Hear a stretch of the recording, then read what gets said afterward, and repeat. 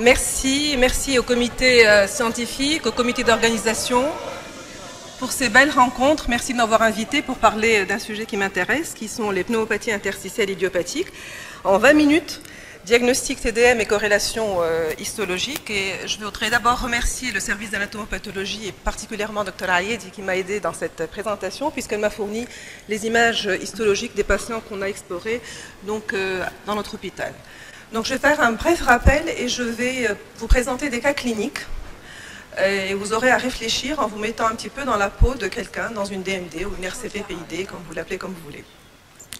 Donc en guise d'introduction, je dirais que les pneumopathies interstitielles idiopathiques sont des maladies rares qui font partie du cadre plus général des PID, pneumopathies infiltrantes diffuses, qui atteignent, vous le savez, tous les secteurs du poumon, le secteur interstitiel, le secteur alvéolaire et les petites voies aériennes. Elles sont caractérisées par un processus inflammatoire et diffus souvent fibrosant qui touche de façon préférentielle l'interstitium pulmonaire. Donc les PID d'une manière générale sont divisés en 4 grands groupes. Malheureusement, je n'ai pas de pointeur, donc on va essayer de... Les PID de cause connue, en particulier les PHS, les pneumoconioses, les granulomatoses avec en tête de file la sarcoïdose, les PID de cause inconnue secondaire et celles qui nous intéressent, qui sont les PID, les pneumopathies interstitielles idiopathiques, dans la majorité des cas sporadiques, et représentées en premier lieu donc par la fibrose pulmonaire idiopathique, et on verra les autres par la suite. Donc la plus fréquente étant donc la fibrose pulmonaire idiopathique. Donc le diagnostic de ces pneumopathies interstitielles idiopathiques, il est basé donc sur une analyse clinique et biologique qui est associée à un pattern. Un pattern, c'est un groupement de signes scanographiques, après présentation en discussion multidisciplinaire. Et ça, s'il y a quelque chose à retenir dans cette présentation, c'est les DMD ou RCP, donc pour arriver au diagnostic. Donc nous, on fonctionne, comme l'a dit Dr Racine, en RCP depuis 2018 en fait, et puis on est passé à une RCP en ligne en 2021, et on a gardé l'RCP en ligne parce que ça arrange tout le monde. Donc voilà, on va continuer comme ça, même si le Covid, j'espère, est en train de partir. Alors la classification de 2002 qui a été remise à jour en 2013 identifie donc plus que cette entité, on la verra par la suite, et elle établit un lien entre donc un aspect histologique de définition précise et certaines caractéristiques radiocliniques, en particulier en TDM. Et ce qu'il faut savoir aussi, vous le savez certainement, c'est que l'entité clinique idiopathique n'est reconnue qu'au terme d'une approche multidisciplinaire et dynamique c'est important parce que le diagnostic peut évoluer avec le temps, qui intègre donc l'évaluation clinique, la description TDM et l'aspect histopathologique pulmonaire. Et encore une fois, le diagnostic peut être reconsidéré lors de l'évolution, puisque un bilan immunologique initialement négatif peut se positiver donc par la suite. Donc je vous passe en revue rapidement donc, les aspects histologiques et leur dénomination clinique. Donc pneumopathie interstitielle usuelle ou UP au PIC pour les francophones, dont la dénomination clinique est la fibrose pulmonaire idiopathique, la pneumopathie interstitielle non spécifique qui porte le même nom, le dommage alvéolaire diffus histologique qui correspond à l'entité clinique pneumopathie interstitielle aiguë, dont la forme idiopathique a été donc décrite la première fois par Aman Rich, la pneumopathie organisée qui correspond à la POC dans son versant idiopathique, les pneumopathies interstitielles liées au tabac, donc la bronchiolite respiratoire avec pneumopathie interstitielle et la pneumopathie interstitielle desquamative et la pneumopathie interstitielle lymphoïde qui survient dans un contexte de dysimmunité. La classification de 2013, très rapidement, qui identifie 3 groupes, les pneumopathies interstitielles classiques, les fibrosantes,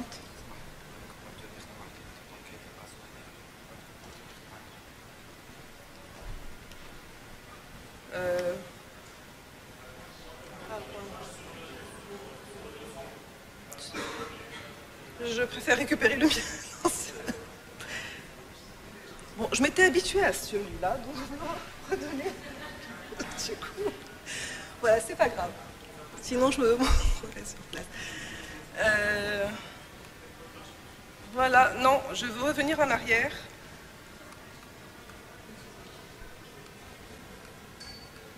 Oh là là. Le mieux est l'ennemi du bien, c'est ce qu'on dit toujours. Voilà. Bah, ça marche plus là. Voilà. Donc les pneumopathies interstitielles chroniques et fibrosantes, la FPI et la PINS, les subaiguës et aiguës, c'est la POC et l'AIP, les pneumopathies interstitielles liées au tabac. Le deuxième groupe est celui des pneumopathies interstitielles rares, les plus importantes, la LIP et la fibroélastose pleuropulmonaire.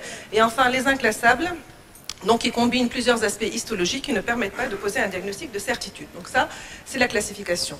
La démarche diagnostique, elle nécessite une approche multidisciplinaire où chacun des intervenants, donc le pneumologue, clinicien, l'interniste, aussi le médecin de travail aussi, qui fait partie d'une DMD, de la DMD, le radiologue, le chirurgien, quand il veut bien nous faire une biopsie chirurgicale, l'anatomopathologiste. Donc tous ces intervenants vont pouvoir donc discuter le dossier et pouvoir arriver à un diagnostic parfois, ou sinon indiquer un prélèvement histologique et déterminer quel type de prélèvement on va faire. Donc le scanner joue un rôle primordial dans cette démarche diagnostique et il fait partie, depuis 2002 déjà, des critères établis par l'ATS et ERS pour le diagnostic de l'UUP. Mais ce qu'il faut comprendre aussi, c'est que l'imagerie et l'anatomopathologie sont toujours complémentaires. Toujours complémentaires, puisque même après l'histologie, on revient également en discussion DMD pour retenir un diagnostic définitif. L'anapath, eh bien, il peut avoir une partie du poumon qu'on lui a fourni. Alors maintenant, on recommande de faire plusieurs prélèvements dans 2 lobes et même 3 lobes. Mais le radiologue va pouvoir voir l'ensemble du poumon et pouvoir donc parler de la répartition en hauteur, des signes associés éventuellement qui ne sont pas forcément concernés par la biopsie. Et donc le but, c'est bien sûr de faire reculer le nombre de biopsies chirurgicales qui, vous le savez, ne sont pas dénuées de risques. Alors pourquoi on parle d'histologie? Parce que il y a beaucoup de publications sur les aspects histologiques et les corrélations. Donc j'en ai choisi quelques-unes. La majorité, c'est vrai, s'intéresse à l'UUP, en particulier aux corrélations entre le scanner et l'aspect histologique, et ça nous a permis d'apprendre énormément, et c'est comme ça qu'on a avancé. Donc la démarche diagnostique, très rapidement, elle se base donc sur l'identification des lésions élémentaires. Dans les PID, d'une manière générale, c'est ce qu'on fait. Le signe prédominant, éventuellement les signes associés, la répartition de ces lésions en hauteur, est-ce que ça prédomine au niveau des parties supérieures et moyennes ou au niveau des parties moyennes et inférieures? Dans le plan axial, est-ce que ça concerne plutôt le cortex ou la médulaire? Et puis, on regardera l'architecture globale du poumon. Est-ce qu'il y a des signes de distorsion pour conclure PID fibrosante ou non fibrosante? Et on va aboutir donc à un pattern qui va soit aboutir au diagnostic en DMD, soit orienter le type et le siège du prélèvement. Donc, c'est comme ça qu'on fait, donc nous radiologues derrière notre console, et c'est comme ça qu'on évolue ou qu'on fonctionne avec nos cliniciens. Alors la preuve histologique, est-ce qu'elle est nécessaire? Et quelles sont ses indications? Comment l'obtenir? Est-ce que c'est une biopsie transpariétale? Certainement pas, en dehors de la BOUP ou de la pneumonie organisée cryptogénique, quand il y a un diagnostic différentiel avec d'autres pathologies. Est-ce qu'elle est transbronchique? Est-ce qu'elle est chirurgicale sous vidéothoracoscopie? Ou encore, est-ce qu'on peut faire une cryobiopsie transbronchique? Dans certains centres experts, c'est le cas. Pas encore chez nous. Et comment la guider? Certainement aussi avec les données du scanner. Et tout ça, on va décider en RCP ou en DMD, comme on l'entend. Bref. Donc voilà ce que je voulais dire en théorie. Bon, j'ai pas terminé. Donc le premier cas clinique, c'est celui d'un patient qui est âgé de 64 ans, qui est tabagique à 30 paquets années, sevré depuis 29 ans, qui a une toux sèche, une dyspnée d'effort progressive depuis 7 mois, et qui présentait un syndrome interstitiel bilatéral qui prédominait au niveau des bases, et le scanner a été réalisé en 2010. Donc c'est des scanners qui sont anciens, mais on va quand même réfléchir avec la nouvelle classification. Donc c'est un exercice qu'on va faire, mais c'est pas grave, puisqu'on va faire avec ce qui est recommandé actuellement. Donc voici son scanner. Malheureusement, je ne pourrai pas vous montrer les images, mais je vais vous les décrire. Donc si on essaie de reconnaître les lésions élémentaires, ce sont, et le signe prédominant, vous avez certainement compris que c'était les réticulations, les épaississements septaux qui sont irréguliers. Et je vous ai montré ici un agrandissement qui montre un épaississement septal irrégulier. Les flèches sont un peu décalées, mais on voit bien que contrairement à l'image du bas, où le septa est bien lisse, celui du haut, le septa est irrégulier et un peu déchiqueté. Alors, comme autre signe également, il y a un tout petit peu de verre dépoli au niveau des bases. Je suis incapable de vous le montrer, mais vous l'avez reconnu. Est-ce qu'il y a du rayon de miel ou pas? On s'est posé la question. Est-ce que les images kystiques au niveau du cortex, au niveau des lobes inférieurs, ce sont du rayon du miel ou pas? Ou est-ce que c'est des bronchiolectasies?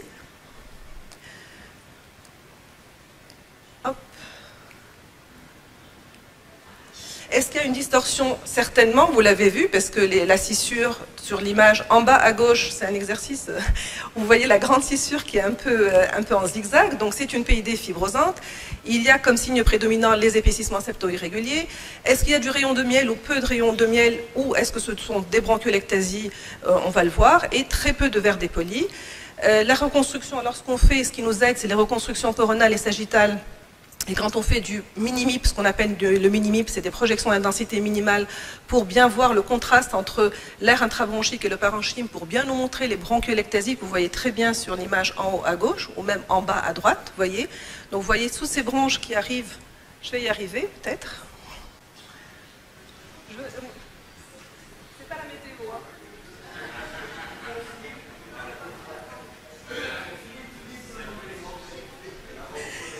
Donc on voit bien les bronchiolectasies. Et alors ce qu'on voit très bien. Si vous voulez, où est-ce que je peux faire la potiche? Hein? Allez-y. Ça m'arrangerait. Ouais, allez-y. D'accord. Je ferai le voilà le duo de radiologues. Donc ce que je voulais montrer, c'était les bronchiolectasies par traction qui arrivaient jusqu'à la périphérie du poumon. Alors les reconstruire. Le temps sera nuageux. Ça s'appelle le système D. Voilà. Alors, ce qui est important donc, dans ces reconstructions, c'est de bien voir la répartition et la prédominance des lésions. Donc, vous avez compris que la prédominance était au niveau du cortex du poumon, les 2 cm sous la plèvre. Et la prédominance basale, donc le gradient crânio-caudal ou apico-basal, comme vous voulez. Et donc voilà ce qui est important aussi dans le scanner pour les PID, c'est aussi la qualité du scanner. Hein. Donc on ne pourra pas interpréter un scanner s'il est de mauvaise qualité, s'il est fait en expiration. Au besoin, on fera des coupes en expiration et au besoin des coupes en procubitus parfois pour faire la part entre un verre des polydéclive ou une PID qui débute. Donc là, j'ai mis un agrandissement où vous voyez les bronchiolectasies un peu moniliformes, donc qui témoignent de la distorsion importante. Donc on se dit c'est plus des bronchiolectasies que du rayon de miel. Et on va... Voilà, également sur ces 2 agrandissements, je vous ai mis la répartition pour bien vous expliquer, là on n'a pas besoin de... Ça va. Donc la répartition corticale et basale. Et on revient à notre fameuse recommandation pour la prise en charge de la fibrose pulmonaire idiopathique qui ont été remises à jour très récemment en mai 2022. Qui donc où il y a donc c'est vraiment un article, enfin des recommandations extrêmement importantes à connaître qu'il faut avoir sous la main pour pouvoir en fonction de l'aspect que l'on a au scanner mettre dans l'une des colonnes ce que l'on a vu. Alors d'après vous, où est-ce qu'on pourrait mettre cet aspect? Est-ce qu'on est dans l'aspect du IP ou du IP probable ou du IP indéterminé ou d'un diagnostic alternatif? Alors pour ceux peut-être probables.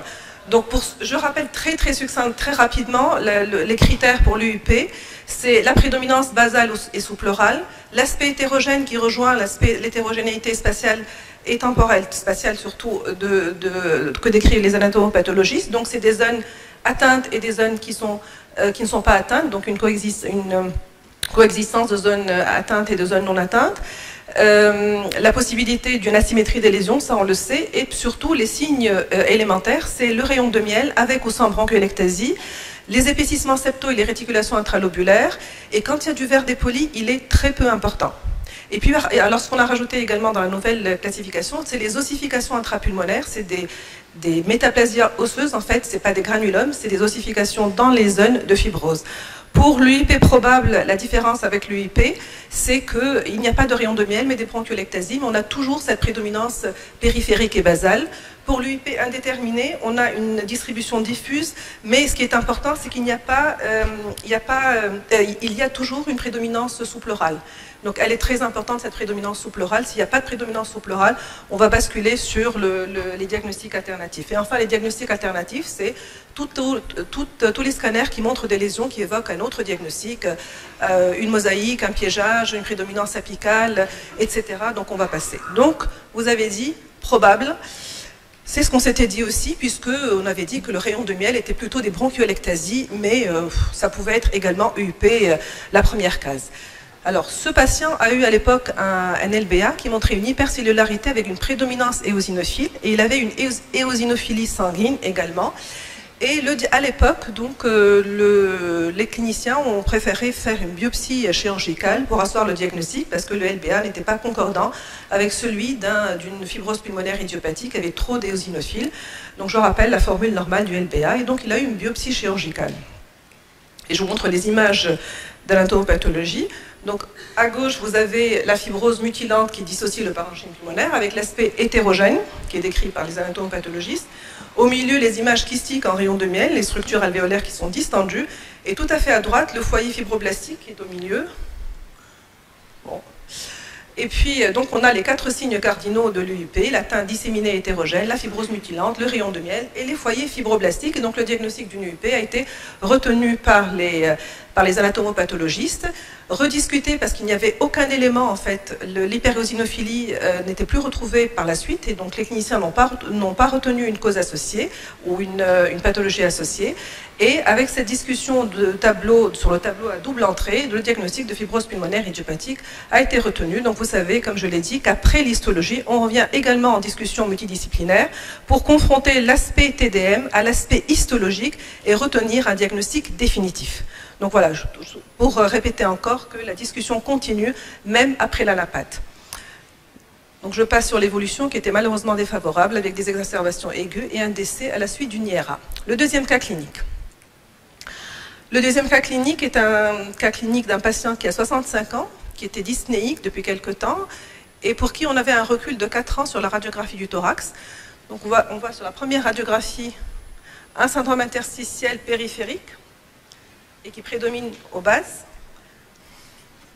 Non, c'est bon. L'évolution en 4 ans qui montrait quand même une progression des lésions et surtout une rétraction plus importante, en particulier à gauche. D'accord ? Mais c'est une évolution qui est relativement longue, il n'y avait pas de...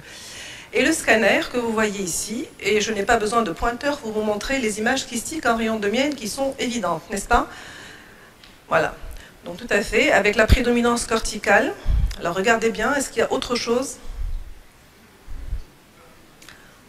Peut-être.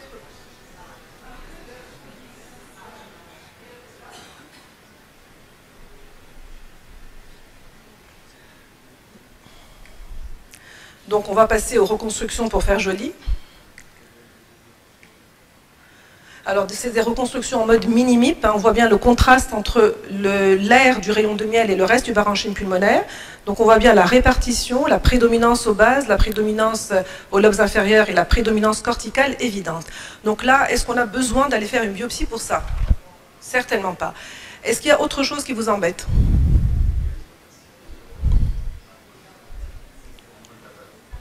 Très bien. Alors... Donc on est là, on est sur la première colonne, il n'y a aucun souci. Par contre, effectivement, est-ce qu'il y avait autre chose? Pas de biopsie chirurgicale, bien entendu, mais what else? C'est effectivement, comme l'a dit Dr Louzil, il y avait bien quelque chose d'autre au niveau du lobe inférieur pour dire qu'il faut vraiment faire attention chez ces patients qui ont une fibrose de ne pas passer à côté d'un petit cancer au niveau du lobe inférieur gauche, effectivement. Donc voilà, on est tout content d'avoir un diagnostic sur un plateau parce qu'effectivement c'était très évident, sauf que là il avait en plus un cancer du poumon au niveau du lobe inférieur gauche.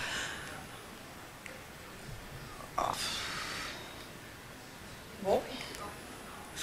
Troisième cas clinique, c'est celui d'un homme de 72 ans, hypertendu diabétique, sevré, découverte fortuite d'une PID sur un entéroscanner, donc quelqu'un qu'il connaît dans la salle, complété par un scanner thoracique. Il n'y avait pas de retentissement fonctionnel respiratoire, le FR et le test de marche étaient normaux.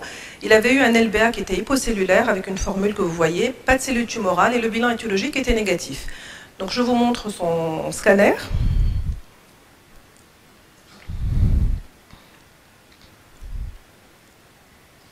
Donc pour identifier les lésions élémentaires et le signe prédominant, la répartition et c'est à des signes associés.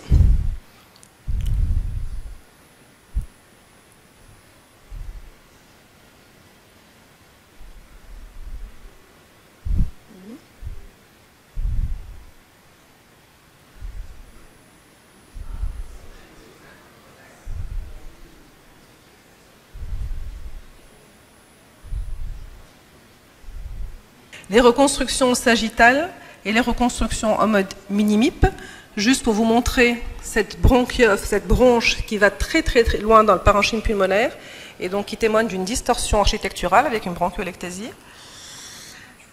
Les lésions élémentaires qui sont l'épaississement septal, n'est-ce pas, irrégulier, n'est-ce pas? Est-ce qu'il y a autre chose?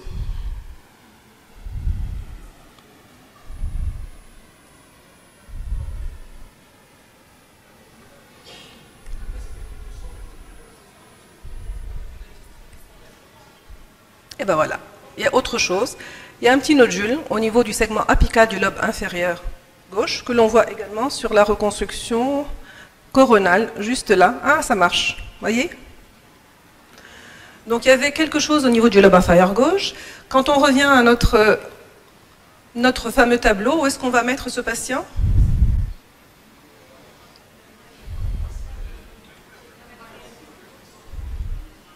On ne va pas le mettre dans la première colonne, puisqu'il n'y a pas de rayon de miel. Dans la deuxième colonne, il y a une prédominance périphérique, basale, un épaississement septal irrégulier, des bronchiolectasies, que j'avais montré. Pourquoi ne pas le mettre dans cette colonne? Le nodule, c'est autre chose. On peut le mettre dans cette colonne, et c'est ce qu'on avait mis, en fait, on l'avait mis dans cette colonne du IP probable, mais comme il avait ce nodule, on s'est dit, ben, on va profiter du fait de l'existence de ce nodule pour à la fois enlever ce nodule et faire la biopsie de ce parenchyme pulmonaire.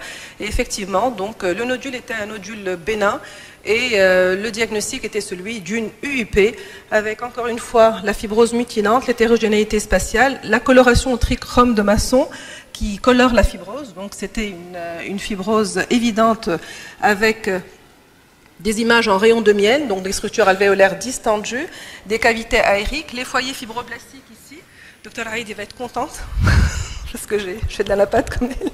Donc il y a des foyers fibroblastiques en bas à gauche, et ce qu'il y a au milieu, c'est des foyers de métaplasie osseuse, des calcifications, des ossifications métamorphiques, et en fait quand on revient au scanner, on retrouve ces petites ossifications intraparenchymateuses qui sont vraiment décrites avec particulièrement l'UIP.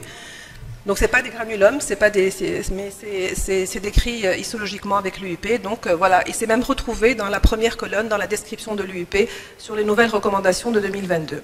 Donc là, on est dans un contexte totalement où il n'y a absolument aucun signe associé, un bilan immunologique négatif, et le diagnostic de fibrose pulmonaire idiopathique a été retenu. Quatrième cas clinique. C'est un homme de 50 ans qui est tabagique à 25 paquets années, qui a une toux productive depuis 1 mois et une fibroscopie bronchique normale. Il y avait un syndrome interstitiel sur la radio. Et voici son scanner. Ça va un peu plus vite.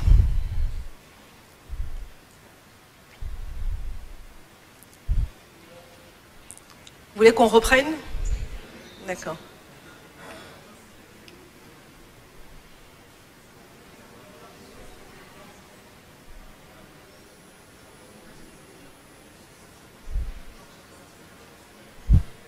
Je fais un résumé.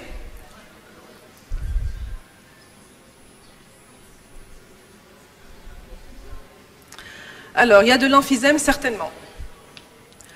Il y a une lésion rétractile au niveau du lobe supérieur droit qu'on va oublier, c'est une cicatrice. Par contre, sur le plan de sa PID, parce qu'il a une PID, quelles sont les lésions élémentaires que l'on va retenir? Il y a du verre dépoli. Et le verre dépoli est un peu embêtant, comme il est diffus, il est difficile à voir. C'est pas comme quand il est focal, ben c'est facile de le reconnaître. Et donc on va le reconnaître à travers le contraste très important qu'il y a entre ce verre dépoli et l'air intrabronchique. Et ce verre dépoli, il a une distribution assez diffuse, il n'a aucune prédominance particulière. Il y a des zones ici qui sont épargnées, n'est-ce pas? Vous voyez un peu un kyste aérique à ce niveau-là. Sinon, j'ai aussi d'autres reconstruction en mode mini-MIP, encore une fois, et vous voyez comme elles sont intéressantes pour voir les bronchiolectasies et la distorsion. Vous voyez, ce contraste qu'on crée, qu'on accentue entre le parenchyme et l'air intrabronchique va nous montrer de façon vraiment assez intéressante. Regardez ici, les bronches qui arrivent jusqu'à la périphérie. Donc c'est une PID fibrosante qui est faite de verre dépoli, sans prédominance particulière. Qu'est-ce qu'on va dire ?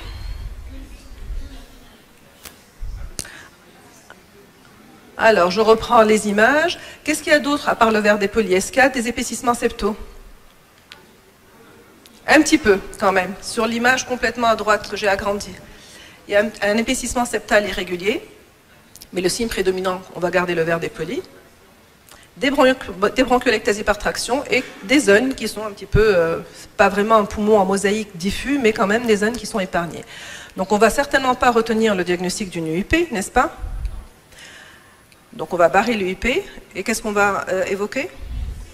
Une PINS ou une PHS. D'accord? Donc c'est le diagnostic différentiel d'ailleurs, souvent. Donc effectivement, PINS ou PHS. Voilà, donc là je vous ai montré les bronchoélectasies qui sont très intéressantes à voir, qui montrent bien que la PID est fibrosante. Donc il a été biopsié ce patient. Alors contrairement au patient précédent qu'on a vu, il y avait une homogénéité spatiale qui est caractéristique de la pneumopathie interstitielle non spécifique. Le parenchyme pulmonaire avait une architecture peu modifiée, avec des lésions diffuses, inflammatoires et fibrosantes. Et les cloisons alvéolaires étaient élargies, mais il n'y avait pas de rayon de miel. Donc le diagnostic histologique retenu par les anatomopathologistes était celui d'une PINS qui était retenu comme étant idiopathique par nos amis cliniciens. Sur un poumon emphysémateux, malheureusement, ce patient aussi a mal évolué, alors qu'on sait que le pronostic de la PINS est meilleur que, bien entendu, que l'UIP. Donc moins fréquente que l'UIP, plus fréquente chez la femme quand elle est associée au connectivite, mais même fréquence homme-femme quand il s'agit d'une PINS idiopathique. Les signes prédominants sur le plan scanographique, c'est le verre dépoli, les réticulations intralobulaires et les bronchoélectasies par traction qui sont plus centrales que dans l'UIP, puisque ça atteint plus la médulaire. La perte de volume, le rayon de miel microkystique, il est rare. Et la particularité, c'est la prédominance aux bases. Le gradient, il est là, mais il est moins évident. Et ce qui est intéressant quand on le voit, c'est quand on a un respect du fin liseré cortical qui évoque la PINS plutôt que l'UIP, alors que dans l'UIP, il faut absolument que le cortex soit atteint. Alors, les critères histologiques sont là devant vous, mais les anatomopathologistes décrivent trois types, le type 1 cellulaire, le type 2 mixte et le type 3 fibrosant, et il y a des corrélations avec le scanner, puisque dans le type 1, on a plus de verre dépoli, dans le type 2, on a du verre dépoli et des bronchoélectasies, donc on peut imaginer que notre patient, c'est un type 2, et dans le type 3, il y a beaucoup plus de rayons de miel, et on a du mal parfois à le séparer la séparer d'une UIP, si ce n'est parfois le respect de la corticale. Alors, 5e cas clinique, c'est une dame âgée de 50 ans, tabagique, qui a une toux sèche, un syndrome interstitiel diffus aux 2 champs pulmonaires et un aspect inflammatoire de l'arbre bronchique. Voici son scanner. C'est le dernier? Je vais faire vite. Mais je tenais à le montrer, celui-là, pour vous montrer la difficulté parfois diagnostique et les discordances entre le scanner et l'anatomopathologie. Alors, voyez, qu'est-ce que vous pensez du scanner? Verre dépoli.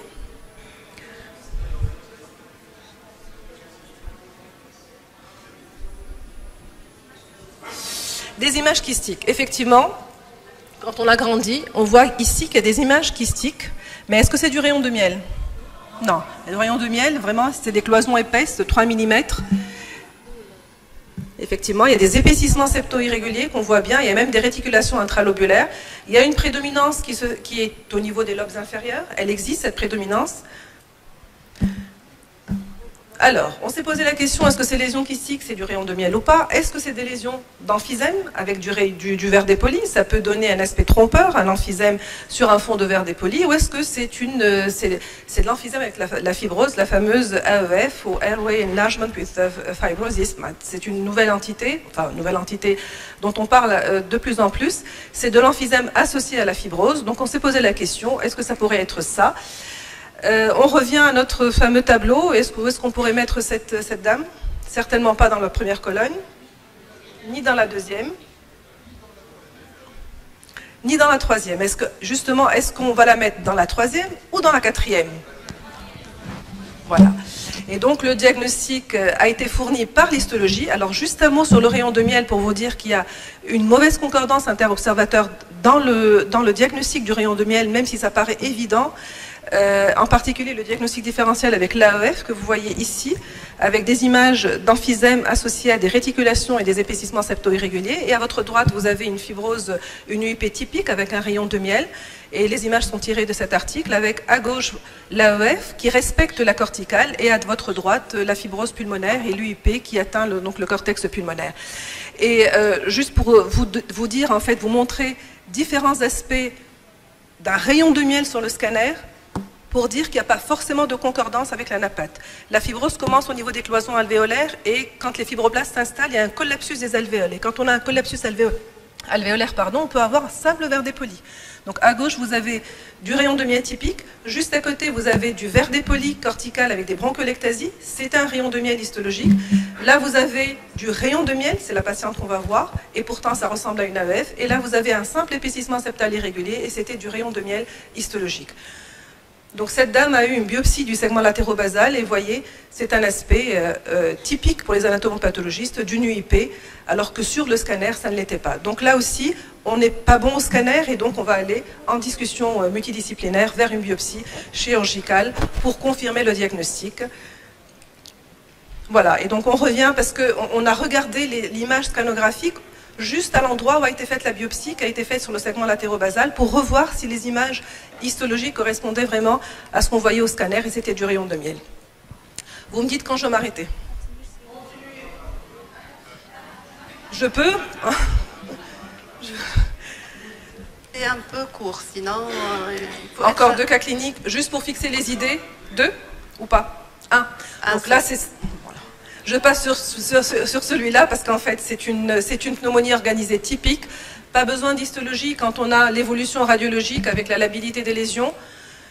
Donc on la fera quand on a vraiment un diagnostic différentiel dans les condensations chroniques, avec en particulier les tumeurs, l'adénocarcinome multifocal ou les granulomatoses, en particulier le Wegener. Et une autre POC, en fait, un peu plus fibrosante, parce qu'on voit la distorsion bronchiolaire que vous voyez sur la première coupe. Et là, voilà, donc je n'ai pas le temps de tout vous montrer.